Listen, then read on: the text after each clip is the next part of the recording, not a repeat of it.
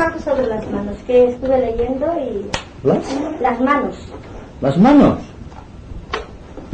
¿En qué sentido? ¿Que no te da rayas? No.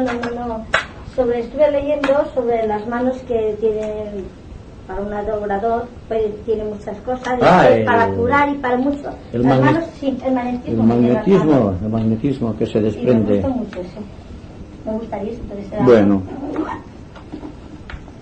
es un tema como otro cualquiera y todo puede basarse también en la relación que existe entre el pensamiento y la expresión. Todas las personas tienen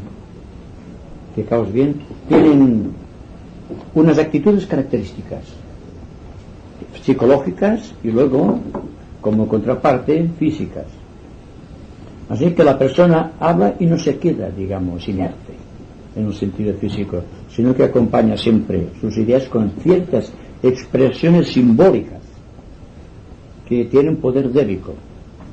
Y voy a deciros algo más, y es que en las ramas se enseña la relación que existe entre la idea, la palabra y la actividad de las manos durante una conversación, durante una meditación incluso, y durante también las ceremonias iniciáticas, cuando la jerarquía está actuando, digamos, como receptáculo de energías superiores, y hay una cierta expresión. Fijaos bien cómo pongo las manos, ya se indica siempre la forma de la copa, o cuando la persona pide, o cuando la persona tiene sueño, o cuando la persona no quiere que se hable, o cuando dice cuidado. Es decir, que es solamente expresarte en ideas o en formas lo que quieren expresar las ideas. Y naturalmente la persona que es radiante expresa mucha de esta radiación utilizando el principio físico, digamos, de magnético, de lanzar, cuando estás hablando energía psíquica, de lo que está tratando de convencer sin darse cuenta al auditorio. El auditorio, seguramente un sordo mudo, que se fije la expresión, casi que podría captar el significado de cualquier explicación esotérica o exotérica, depende. Por lo tanto, siempre hay una relación entre la idea y la acción. Una de esas cosas, por ejemplo, la posición de las manos, la bendición, por ejemplo, tiene un poder simbólico. Todos los actos que, fijaos bien, cuando hago siempre os darme cuenta, y vosotros también, si estamos tratando de dar fuerza a la idea, no convencer, más bien atraer la atención. Como Hitler que las manos atraía. Pero se hace de una manera espontánea. Nadie te lo enseña porque es uno de los secretos que existen, digamos, de la naturaleza, en lo cual la idea y la acción van coordinadas. Cuando una persona tiene gesto o la persona es muy retraída, está dentro de sí mismo y no puede salir, los gestos son, digamos, muy, casi que no da gesto, paralizada, queda paralizada la acción de la idea debido a que no tiene expresión en el gesto. Los italianos son personas muy gesticulativas, están hablando, y los franceses más con las manos que con la propia palabra. En cambio los nórdicos son muy parcos en la expresión y cuando hacen un gesto así lo hacen casi diría en forma majestuosa, como debía serlo. Y no voy a referirme a la actitud papal cuando bendice, porque para mí este acto ha perdido todo su significado desde que murieron los grandes papas iniciados, entre Juan XXIII. Lo demás es solamente un gesto ya que se ha hecho habitual, pero sin significado alguno. Igual que el ritual de la Iglesia, fijaos bien, Dominus Vobiscus, Espíritu, todos son correlaciones de una idea mística con la expresión exotérica, objetiva, que es la que ve a la masa. El subir, por ejemplo, el cáliz, cómo introduce el verbo, todo tiene un significado. Sobre esto casi que no me extendería, porque son cosas que todos podemos apreciar constantemente, pero que tiene que ver mucho con la expresión, subjetiva en la vida objetiva, con la expresión del karma. Muchas personas pierden, por ejemplo, accidente algún dedo, su carne no pueda expresar jamás la idea correctamente. Y si la expresa jamás será con aquella virtualidad de la persona que tiene los 5 sentidos y los miembros completos, que está expresando correctamente toda aquella expresión. Como veréis, son cosas prácticas. De la misma manera que se enseña a los discípulos a ser parcos en la palabra y en la acción. Es decir, que empieza a decir, se habla poco, y al hablar poco no gesticules demasiado, pero esto se basa en una ley, en un fundamento de economía de fuerzas. La persona que gesticula mucho, esta persona desarrolla una gran vitalidad, pero también pierde mucha energía en vano. La persona que habla demasiado también pierde mucha energía en una palabra. La persona que piensa demasiado, y al pensar me refiero a este entretejido de pensamientos que van y vienen dentro de la mente sin poder controlarlos. Eso también es un gasto de energía psíquica a través del sistema nervioso. Por lo tanto, de la misma manera que se enseñan las ramas a ciertos actos simbólicos, seguramente para reconocerse en el mundo, como hacen los masones, por ejemplo, ciertos hechos rituales.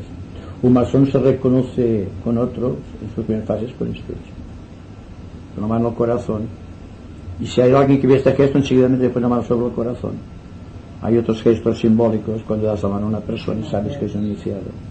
Bueno, el caso es que son actos simbólicos que no es lo mismo que la gesticulación del hombre corriente o de la masa de los seres humanos, de los cuales nos hemos segregado afortunadamente ya hace tiempo, pero que para aprender los significados ritualísticos de la acción coordinada, mente, cerebro y actividad, digamos, a través del cuerpo físico, a través de la expresión, se precisa una serie de enseñanzas asrámicas, entre ellas la parquedad de las palabras, la parquedad del hecho. Hay que hablar solamente lo necesario y los gestos deben ser también los necesarios. El gesto solamente como contraparte de la acción mental. Y la palabra singularmente debe ser siempre ajustada a la idea, pero sin sobrepasar la idea, porque entonces se convierte en un gasto de energía que dio lugar a aquello que Cristo definió con las siguientes palabras: en el día del juicio, al final de la cuarta ronda, os serán tenidas en cuenta incluso las palabras inútiles que habéis expresado. Por lo tanto, se basa en un hecho rigurosamente esotérico, que el expresar las ideas con parquedad y al propio tiempo con corrección. Primero, la primera parte es el silencio. Durante 7 años no puedes decir nada en las ramas, solamente escuchando y absorbiendo estas energías. Después, al cabo de 7 años, puedes empezar ya a hablar, ya a discutir, ya a tener ciertos compromisos externos. Y todo esto va siguiendo un orden rigurosamente psicológico. Y ha dado lugar a aquello que llamamos las grandes disciplinas asrámicas, que tienen que ver singularmente con la parquedad de las ideas. Porque la persona que habla poco, con el tiempo llega a dominar la mente, a controlarla de una manera que la mente no es un estorbo para su acción coordinada. Queda, digamos, paralizada esta acción por la voluntad del pensador.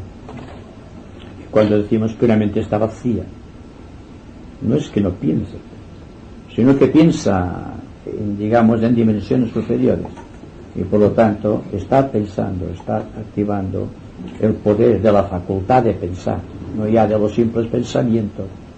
Y después de esto viene, digamos, la acción coordinada, es decir, esta acción simple, natural, perfecta, espontánea, que surge cuando el pensamiento ha sido dilucidado, la mente está vacía, creadoramente vacía.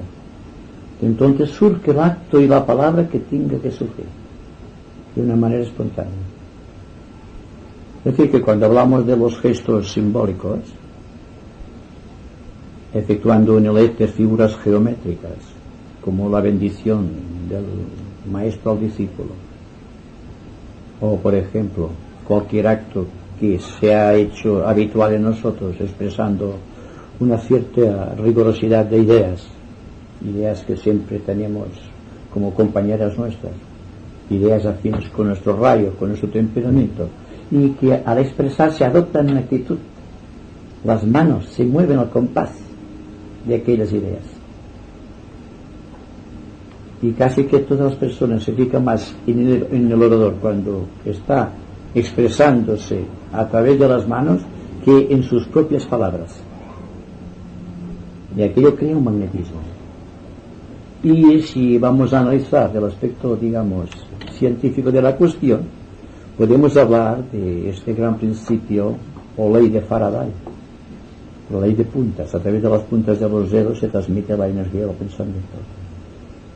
Lo que hacen los hipnotizadores, que te van haciendo así sin darte cuenta, que es que están jugando, están, digamos, envolviéndote dentro de un aura, digamos, psíquica, sobre los cuales si la persona es muy débil, digamos, de voluntad, cae fácilmente. No es necesario decir nada, solamente la idea a través de aquellos hechos simbólicos, como en la película, por ejemplo, cuando Rasputin está curando al hijo del zar, al zarevich, con un reloj haciendo este movimiento.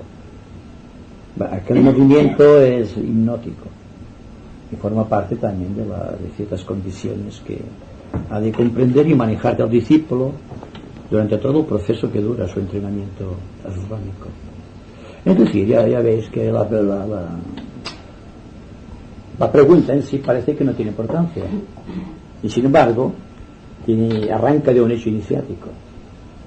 Por ejemplo, para invocar ciertos devas hay que efectuar un mantra y un gesto, y cuando se inicia en la jerarquía, en los grandes ámbitos de Shambhala, los iniciados están constituyendo una forma geométrica, un triángulo, un hexágono, por ejemplo, un pentágono, un cuadrado, un triángulo equilátero, un triángulo isósceles o escaleno, depende de la forma que están iniciando o las energías que deben ser puestas en juego. Por lo tanto, todo se basa siempre en movimientos rítmicos, este gran ritmo del universo, del cual la eclíptica, es decir, el movimiento de la Tierra alrededor del Sol, forma una parte muy principal. O la rotación de la Tierra es un movimiento geométrico perfecto.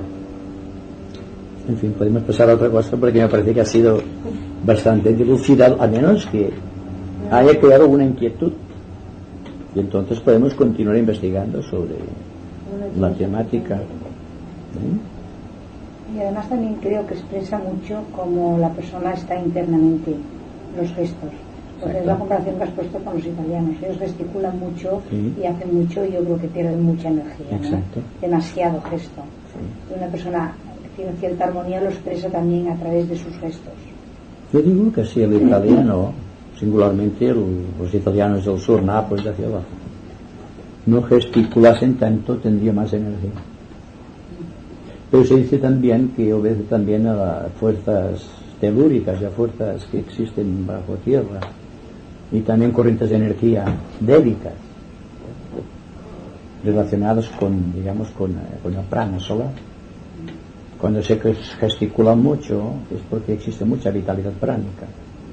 Entonces, al no poder contener el italiano en su mente toda la fuerza que le viene pránica, entonces tiene que desarrollar una acción, digamos, física a través de la gesticulación. No sucede lo mismo en el norte, por ejemplo, digamos en las regiones polares o cercanas a los polos, en los cuales los gestos son mesurados, casi diría inexistentes. La mente solamente piensa lo justo, entonces el gesto tiene que ver muy poco, digamos, con la gesticulación. No existe gesticulación. Y como os decía, en las ramas se enseña a no gesticular, a no hablar demasiado. Se puede ser conversador y decir cosas interesantes, y se puede ser parlanchín. Hay mucha gente que es parlanchín, está hablando mucho, pero sin ningún significado, sin ninguna idea, es decir, sin ton ni son, como los aparatos estos. Así que es una cosa que está muy bien pensada como idea. porque realmente es así. Es solamente para daros cuenta de que no hay cosa pequeña dentro del océano del Señor, que todo tiene su significación, todo tiene su importancia, y para mí es muy importante que se dé una importancia a las cosas pequeñas, porque entre el microcosmos y el macrocosmos solamente existe la proporción, no la esencia, ¿verdad? No, me gustaría saber si este grupo de alguna manera es un reflejo ashrámico, ¿no? Y tal como dijiste antes y el jueves pasado, pues que parece ser que hay gente que tiene como 7 años de silencio, y yo creo que son los preguntones, ¿no? Entonces me gustaría hacer un sitio de preguntón del grupo a los que nunca han dicho nada, a ver si, no sé, todos queman ya este karma y ya pasamos a otra fase, ¿no? Sí, es que cuando me refiero a 7 años de silencio, me refiero a una enseñanza estrictamente dentro de las ramas. Si en las ramas se enseña a estar, o se preconiza que esté 7 años, escuchando sin hablar, solamente absorbiendo, por decirlo de alguna manera, la enseñanza que brota de los labios del maestro. Esto para mí es interesante que se sepa. Entonces, de acuerdo con los años que está el discípulo dentro de las ramas, algo de que el silencio impregna su vida psicológica, su vida física. Es entonces cuando, sin darse cuenta, está aprendiendo el pensamiento, digamos, simbólico, a utilizarlo más que el pensamiento desordenado, coordinado, o si queréis asociado, que es el que utilizamos para pensar. Entonces existen ciertas formas simbólicas de pensamiento a los cuales, debido a esas etapas de silencio, le da rápidamente una fuerza o una explicación científica y razonable. Es decir, que no se trata de que precisamente tengamos que estar 7 años sin decirlo nada aquí dentro, y que no podamos medir la evolución de una persona por una persona que sea muy callada, porque si vamos con los signos astrológicos, por ejemplo, el signo de Géminis es más bien extrovertido, pero si vamos a buscar un signo como el de Capricornio, es introvertido, y Géminis hablará mucho más, y el otro pensará quizá más profundamente, pero expresará poco, o poca parte de aquella vivencia que está realizando subjetivamente. Es decir, que no podemos calibrar dentro de unas ramas estas pequeñas cosas. Pero claro, se dice que por sus frutos los conoceréis. Y si una persona está dando un discurso de cosas interesantes, para mí es como si estuviese en silencio. A lo malo cuando se dicen cosas triviales, superficiales y que cansan a un auditorio. Para mí el karma de un orador es cansar a su auditorio. Yo que he presentado muchos oradores cuando estaba de secretario en los amigos en la UNESCO, que veía cómo se cansaba la gente y pensaba, este hombre está creando karma, porque se dormían, bostezaban y él ni se daba cuenta, estaba tan absorto en sí que no se daba cuenta que estaba hablando un grupo de gente. Y esta falta de caridad ha traído como consecuencia para mí un karma de la palabra. Y el tibetano está traduciendo, como sabéis, fuego cósmico, está dando una explicación acerca de esto, de modo el concierto, digamos, musical que se puede dar a través de la palabra y a través de los sonidos de los devas. Los devas presiden el movimiento de la palabra. A mí lo que me hace mucha gracia a veces comprobar esos pueblos que llamamos primitivos, que sintetizan en un gesto, en una palabra, todo un mensaje. O sea que en su civilización, claro, yo creo que no solamente viven de lo esencial, o sea, el comer, dormir, etcétera, y de sus consecuencias, y el procrear, tal, no. Porque ellos tienen sus, sus mitos, sus cosas, entonces que tienen algo dentro que les hace pensar en un más allá, en los dioses que los protegen, etcétera, etcétera. Y todo este tinglado, que nosotros necesitaríamos muchas horas para explicarlo, ellos lo hacen en dos frases, en un gesto, con una branquita de un árbol, con algo que lo simbolizan todo. Es como aquel juego de los abalorios, que también sintetizaba, o los nudos de los quipus de los incas, que para hacer una tabla de aritmética, claro que no podía pasar de 1 millón, pero lo hacían con unos nudos y solamente a ver los nudos ya sabía la cantidad. O sea que esta síntesis que han hecho ellos de esas tribus que decimos salvajes, me pregunto yo, ¿no será que su capacidad y su, digamos, cultura está en otra dimensión? ¿Una pregunta? Sí. Bueno, yo diría, hablando esotéricamente, que hay que distinguir entre la mente de un hombre primitivo o entre la mente de un hombre sencillo de nuestra era moderna organizada según cánones muy mentales. En el primer caso, el salvaje tiene muy poco que escoger entre su grupo de pensamientos, y como que no tiene gran multitud de pensamientos, tiene que referirse a pequeños símbolos. Desde el principio del lenguaje se encuentran, como se dicen los indios, how, y están sentados horas sin decirse nada y están tranquilos. Luego se van how y se van, han conversado todo el tiempo a su manera. Pero a un hombre civilizado se le exige que hable lo menos posible, pero al propio tiempo lo más completo y organizado que sea posible. Y claro, al decir esto no voy a referirme cuando la jerarquía, singularmente en las ramas del segundo rayo, que estaba preparando a los discípulos para hablar y para escribir, es decir, para elaborar pensamientos con destino a un grupo de personas necesitadas, y que tendrán que hablar mucho y mucho, fatigándose mucho, porque habitualmente el discípulo en ciertos estadios prefiere el silencio a tener que estar argumentando, pero como un servicio a las ramas, o mejor dicho, un servicio a la humanidad, un servicio a la jerarquía y a Shambhala, tienen que estar hablando. Por lo tanto, solamente dentro del campo de actividades, las personas preparadas o que se están preparando para conversar con las masas y hacerles ver claramente lo que significa el reino de Dios aquí en la tierra, no existen las mismas medidas ni los mismos tópicos. Sin embargo, sí puedo decir que la mente de estos hombres, dentro de las ramas, los discípulos, está siendo simplificada debido a ciertas corrientes de energía que emanan del corazón del maestro. Y siempre que va a hablar del discípulo se pone en comunicación telepática con el maestro, no tanto como para pedir inspiración, sino para que evite la perturbación de su yo. Es decir, que en esto existen principios muy definidos en las ramas. Yo recuerdo un hecho sintomático que siempre llevaba y estoy llevando constantemente en mí una serie de apuntes, porque pienso hablar de una cosa determinada.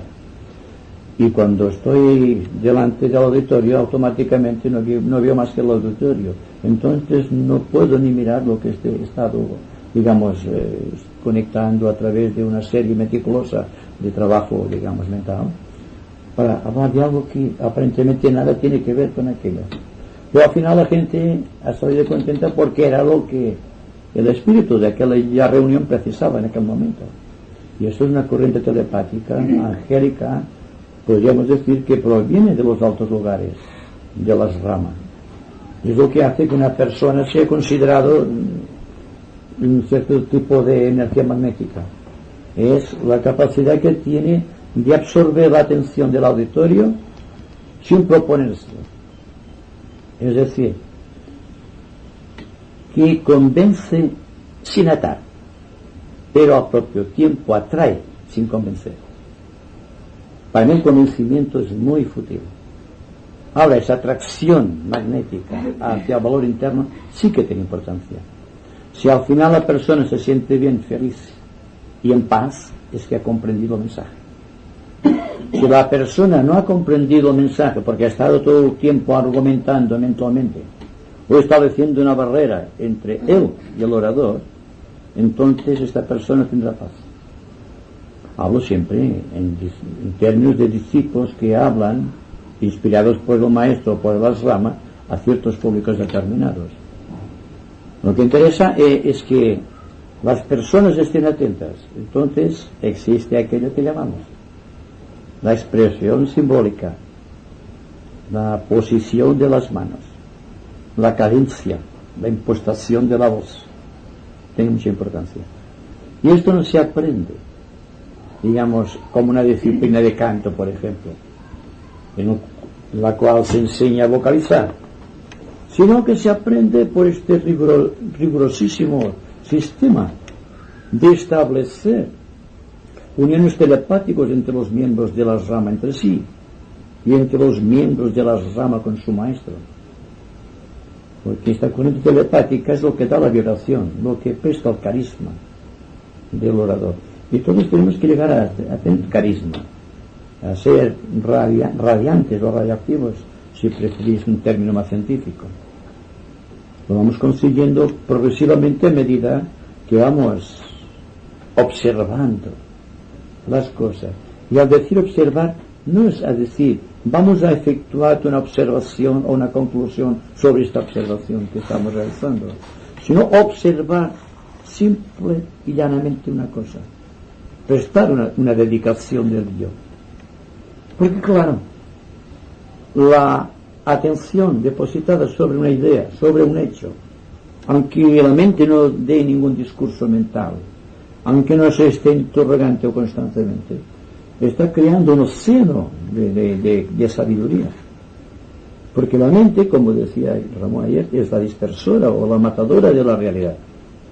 Y es esta mente la que argumenta cuando está observando. Y no se puede observar y al propio tiempo argumentar, porque entonces se pierde la observación, se pierde la atención. Y para mí es más interesante que la persona observe simplemente, sin ninguna tensión. Observar es fácil, y mantener, lo que es difícil, mantener esta observación constantemente. Pero la sabiduría está en esta aparentemente falta o negatividad del pensamiento. Creo que fue Krishnamurti que decía que el pensar negativo es la más alta forma de pensar.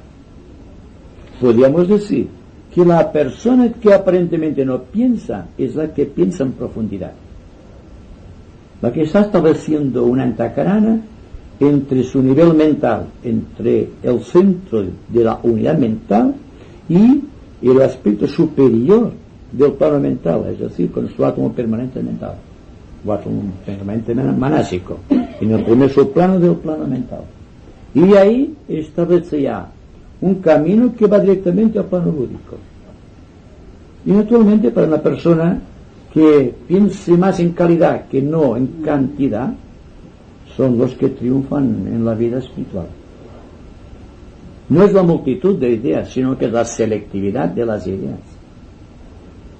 Tampoco es la multiplicidad de pensamientos, sino es la calidad de la propia idea. Y daos cuenta de lo difícil que es dejar que la mente deje de pensar, singularmente cuando está arrebolada por el principio emocional. No hay que olvidar que somos kama manásicos, que ocupa el deseo una parte más importante que la propia mente. Entonces, si se llega en un momento determinado cíclico del tiempo a controlar el pensamiento, se controla el principio de la energía, se controla la actividad de los años que están trabajando con los pensamientos de los hombres. Y entonces se establece lo que se llama la máquina ritualística perfecta, que no puede venir singularmente porque esté ahora en actividad el séptimo rayo, sino cuando en virtud del trabajo de las ramas ciertos discípulos estén aprendiendo la técnica precisamente de la expresión litúrgica, a través del gesto, a través de la imagen, a través del símbolo. Y esto creo que lo estamos aprendiendo en conjunto, y cuando se habla de la serena expectación, cuando se está hablando de Agni Yoga, o cuando se está hablando del yoga de fuego o de síntesis, se está hablando de este paso principal que está dando una gran parte de la humanidad, aunque no nos demos cuenta, y que tiene que ver precisamente con la segregación de la masa y la entrada más o menos consciente con determinados niveles de las ramas. Las ramas, como sabéis, están en el plano mental. por orden de rayo, clasificados en el plano causal por orden de rayo. Y estos ashramas precisamente están trabajando activamente porque una corriente tremenda proveniente de Shambhala, sin pasar por la jerarquía, ha penetrado en la mente y el corazón de ciertos discípulos, de aquellos que estaban capacitados, y ha creado hasta cierto punto un cisma en su vida interior. Ha verificado dentro de su mente y su corazón una gran crisis, y mucha parte de la gran crisis actual que vemos por doquier, con todo este movimiento, digamos, belicista que se nota en muchas partes del mundo, se debe precisamente que todavía no ha sido controlada esta fuerza de Shambhala, o mejor dicho que esta fuerza de Shambhala está realizando sus efectos progresivos dentro de ciertas áreas definidas. Tenemos también la participación angélica, cuando existe palabra, existen hechos simbólicos. Si acaso existe en la tierra un elemento capaz de comprender los símbolos del hombre, es del ángel. De ahí que cuando el símbolo del ángel que el hombre está irradiando a través de sus actitudes, y el ángel que sea capaz de interpretar ese símbolo en cualquier persona determinada, se han fundido en un abrazo, entonces tenemos una amistad humano-débica. Y ahora, como existen muchos símbolos creados precisamente por los discípulos dentro de los distintos ashramas, con una gran corte de devas provenientes, esto sí del planeta Venus, después que vino el Señor del mundo, de la cadena venusiana, y los preceden precisamente por línea de relación con el planeta Venus, habrá una coordinación perfecta entre los hombres y los devas. De ahí que estamos, digamos, dentro de unos cauces ahora realmente esotéricos. Y cuando el espíritu de la reunión, al cual he hecho referencia al principio, por el silencio que se ha realizado aquí, antes de empezar, es ya un símbolo, es digamos, la prueba de que un símbolo perfecto del grupo ha sido plenamente interpretado por los demás y están vivificando este símbolo. Nuestro grupo constituye un símbolo desde el ángulo de vista angélico y también desde el ángulo de vista de la jerarquía y de Shambhala. Ya no trabajamos tanto dentro del grupo con pensamientos, aunque expresemos pensamientos, sino que estamos más dentro de símbolos perfectos, de símbolos que estamos elaborando solamente por el hecho de que estamos atentos. El símbolo del silencio, por ejemplo, es la mente vacía. Y esta mente vacía es la base también de la serena expectación. Y la serena expectación es la base del contacto con el gran estado de Samadhi en el plano lúdico. Esta paz, este silencio impresionante, que significa que estamos unificados en pensamiento y en acción, o en actitud, es lo que atrae a multiplicidad de devas. Y cada día se verá más la participación de los ángeles en la vida de los hombres, inspirando sus motivaciones psicológicas más profundas, enseñando a los hombres a amar correctamente, a sentirse identificado con los seres que se aman, a sentir esta integridad con el grupo. Pues si el individuo llega a amar intensamente a una persona, podrá entonces ser consciente de lo que es el amor grupal, el amor universal. Y dice el maestro, no se puede poseer el amor universal si humanamente no habéis amado intensamente en toda su profundidad. Y eso forma parte también del símbolo del segundo rayo de amor que lleva adelante nuestro universo. Y así, fijaos bien, la serie de derivaciones, la serie de pensamientos, la serie de ideas que podían surgir solamente tratando de verte el amor humano en su integridad, no fragmentado como lo conocemos. Porque cuando la fragmentación del amor es un hecho, existe la falta de fraternidad y Y como consecuencia, la agresividad, la crueldad, son consecuencias del odio establecido por la separatividad, cuando no existe amor en las personas. Y esto forma parte del contexto de esta nueva era.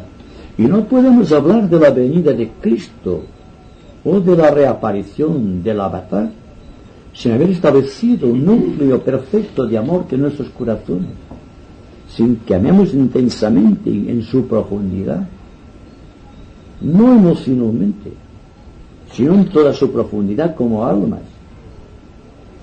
Porque amar como almas implica amar la persona en su integridad.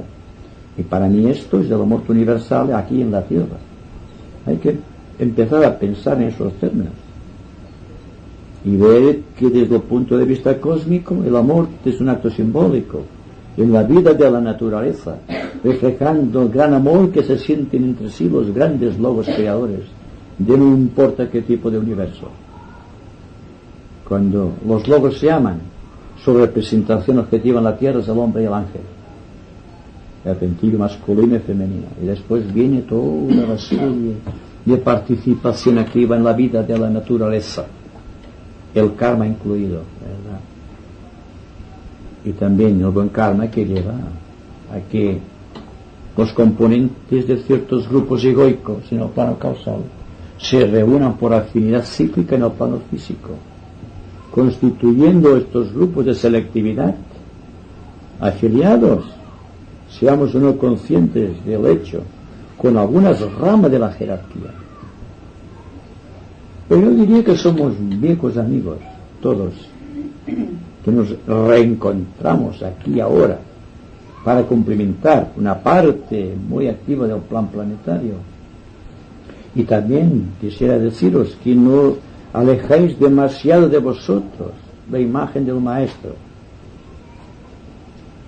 que siempre está cerca del discípulo. Solamente que hay que utilizar la técnica como si yo fuese el discípulo en el corazón del Maestro, con toda la responsabilidad que entraña esta actitud, de saber que estás en el corazón del Maestro, que estás vinculado con su vida y que por efecto de ello tienes una radiación particular en tu vida de relaciones.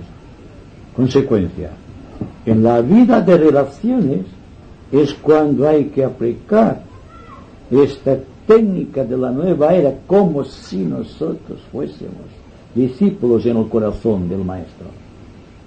Y todo cuanto surge de esta actitud del discípulo ante la vida constituye realmente la conciencia social que se está gestando desde hace muchos cientos de años, buscando ya la consumación del ser humano dentro de la gloria de la iniciación. Yo pienso una cosa diferente, que este equilibrio, por supuesto, que es el camino que todos estamos intentando llevar, pero es que es muy difícil, tal como está la sociedad, tal como están todas las cosas montadas, tener que vivir cada día esos roces constantes. Y muy bien, estoy en el corazón del Maestro, que no actúa como si estuviera en el corazón del Maestro, pero de pronto te sale un grito de protesta y dices, basta, ¿no? No sé si el Maestro haría eso en ese momento, pero lo que sí es que estamos, no sé, todo el ambiente, ya lo hemos dicho, ¿no? Hay una tremenda crisis, tenemos que estar afrontando esa tremenda crisis y no sé, que cuando hablas así me da la sensación de que todo es amor, todo es desbordamiento de esa sensación amorosa, ¿no? Entonces, claro, me siento muy agresiva y pienso que no está bien. Entonces, afrontar todo esto, tal como están las cosas, cuesta un poco, Esotéricamente, sentirte perder sí, al mismo tiempo en el corazón del Maestro. Sí. Esotéricamente hay que reconocer las dificultades que encuentra el discípulo o los aspirantes espirituales ante la vida organizada de la humanidad en los momentos actuales y quizá en todos los momentos del tiempo. Número tiene una actitud interna, aunque la acción externa falle 1000 veces. La actitud para mí es más importante que la acción. La acción obedece hábitos establecidos ya en la humanidad y en nosotros mismos. En cambio, la actitud la podemos modelar constantemente, creando nuevas actitudes ante la vida que eviten la fricción. Antes el crimen era reconocido como lícito. En los tiempos primitivos, matar a una persona es más importante que matarte ahora un conejo, quizá. Ahora la conciencia de la humanidad reconoce el crimen. Se están realizando crímenes, ¿verdad? Pero con la repulsa total de la gente, excepto por aquellos que están involucrados en el asunto del crimen. Pero como conciencia colectiva, como conciencia social, repudiamos el crimen. Repudiamos otras muchas cosas que están por corregir dentro de la humanidad. Pero si mantenemos una actitud, digamos, no, digamos, de réplica contra, sino interna, de saber ver los acontecimientos que se producen en toda su integridad, fijándonos en todos sus pormenores, siendo expectantes, profundamente atentos a su devenir, nos damos cuenta que un gran caudal de esta energía, digamos, de repulsa interna hacia el medio ambiente desaparecerá, porque hay que darse cuenta que la motivación está dentro de nosotros, no fuera. Fuera existe lo que vemos, un ambiente negativo y en ciertos puntos positivo, y nosotros que estamos sumergidos en este ambiente y que por lo tanto no acogeremos de la mente más que aquello que seamos nosotros. Entonces no es la acción de protesta contra el medio ambiente, sino la actitud interna invariable, la que producirá con el tiempo, y no hay que andarse aquí, creo que va a ser mañana, sino que con el tiempo crearemos las avenidas de una nueva actitud y por lo tanto de una nueva acción. Estamos aquí para modelar actitudes, no todavía para crear acciones. Y ahí que nunca os he invitado a curar a la gente, aunque puede existir curación en nuestra meditación. No os he dicho hay que hacer esto o hacer lo otro, porque yo entonces negaría mi participación activa en el asrama. Quería imponer un ritmo que a lo mejor no sería aceptado. Pero si la actitud interna del grupo fuese suficientemente fuerte, ahora está estableciéndose la actitud, entonces surgiría una necesidad grupal de hacer algo definido y concreto que podría ser la parte de servicio que podemos realizar en nombre del maestro, o surgiendo de las reconditeces de las ramas. No sé si me entendéis lo que quiero decir.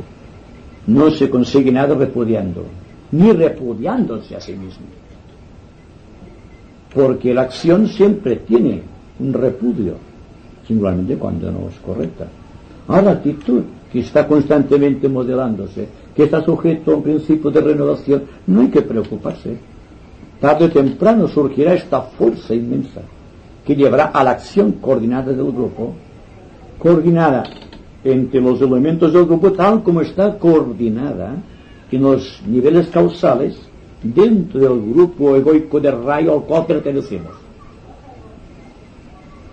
Y aquí se explicarán cosas que seguramente no están en los libros, pero que vuestra intuición puede representarse como cierta, o bien mantenerla dentro de los límites de una duda inteligente.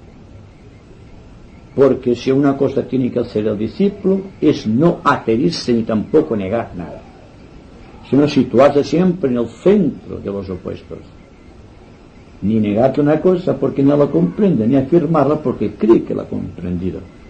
Igual puede equivocarse en un caso como en el otro. Entonces en el centro existe una duda constante, y esta duda se resuelve con la atención. La duda siempre es creadora. Ante un problema siempre existe la duda, que exige una elección. Entonces, si no estamos muy atentos, la duda puede llevarnos también a erróneas conclusiones.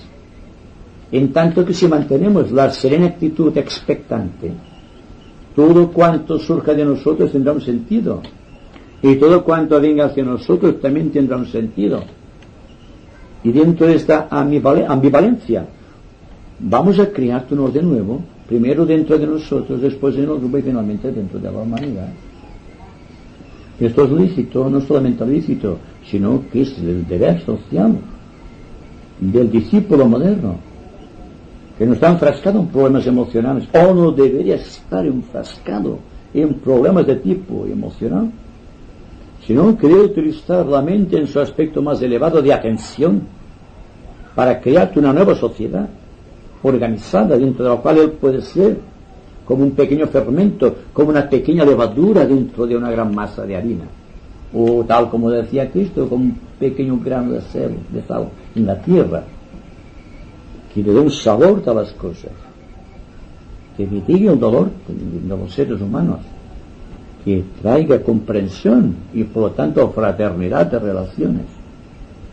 Es esotérica es sencilla, aunque los conocimientos esotéricos sean complicados. Interesa más la vivencia, la experiencia, que el conocimiento. Me refiero a los discípulos, no a la gente que precisa de grandes conocimientos, de muchos detalles de conocimientos, para poder participar un día dentro de una gran comprensión grupal. ¿Hay algo más? No. ¿Queda mucho para grabar?